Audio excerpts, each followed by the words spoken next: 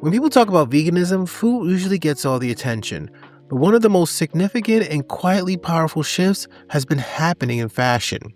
For decades, fur, leather, wool, silk, and exotic skins were treated as symbols of luxury. Today, that idea is being questioned and in many cases, rejected. Fashion is going through a values reset, and veganism is right at the center of it.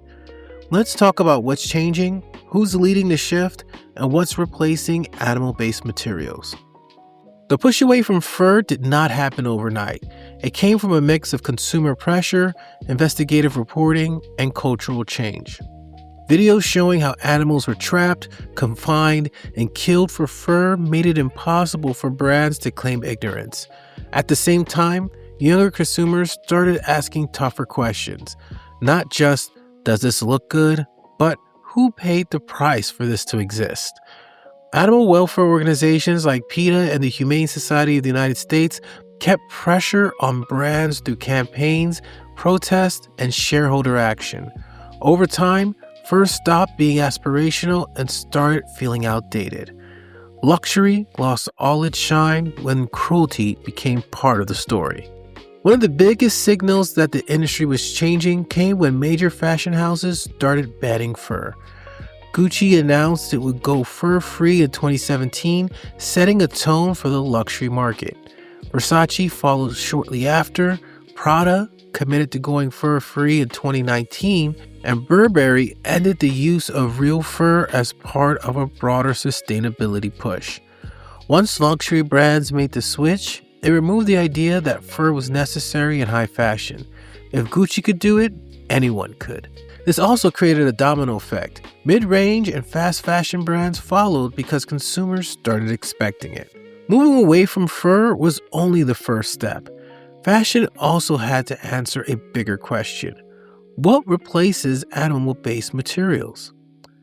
That's where innovation comes in. Vegan leather made from polyurethane was an early alternative, but today brands are moving towards plant-based options made from cactus, pineapple leaves, apples, and mushrooms. Mycelium leather, grown from fungi, is being developed as a durable, breathable option with a much lower environmental footprint. Recycled materials, including plastic bottles and ocean waste, are being transformed into textiles for jackets, shoes, and handbags. Lab-grown materials are emerging that replicate the structure of leather without involving animals. Companies like Stella McCartney have been early leaders in pushing these alternatives into mainstream fashion, proving that ethics and aesthetics do not have to compete. The shift is not just about animal rights, it's also about environmental impact. Animal agriculture for clothing contributes to deforestation, water pollution, and greenhouse gas emissions. Fur farms and leather tanning are resource-heavy and chemically intense industries. Consumers are starting to connect the dots. A jacket is not just a jacket. It represents supply chains, labor practices, environmental costs, and values. That's why the rise of vegan fashion fits into a larger movement towards conscious consumerism. People want fewer items, better quality, and clearer ethics. Fashion is still evolving, and this transition is not perfect. Some synthetic materials come with environmental trade-offs. That's why the next phase is about refinement, better materials, better transparency, and better systems. But the direction is clear. Fur is fading into fashion history. Animal-based materials are being questioned. Vegan alternatives are no longer fringe. They're becoming standard.